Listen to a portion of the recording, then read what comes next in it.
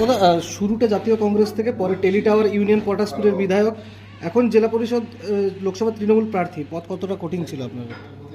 নিশ্চিতভাবে রাজনৈতিক জমি তো কখনো সোজা নয়। তার কারণ আমার বাবা এমপি নয়, আমার বাবা এমএলএ নয়, আমার বাবা ব্লকের সভাপতি নন। আমি নিখিল ভারত জাতীয় কংগ্রেসের ছাত্র সংগঠন ছাত্র পরিষদের পতাকা নিয়ে রাজনৈতিক জীবন শুরু করেছি। পরবর্তীকালে ত্রিস্তর পঞ্চায়েত ব্যবস্থার পঞ্চায়েতে নির্বাচিত হয়েছি, পরবর্তীকালে জেলা পরিষদে নির্বাচিত হয়েছি, পরবর্তীকালে পটাশপুরের মানুষ আমাকে বিধায়ক হিসাবে নির্বাচিত করেছেন, আবার খেজুরির মানুষ জেলা পরিষদে আবার নির্বাচিত করেছেন।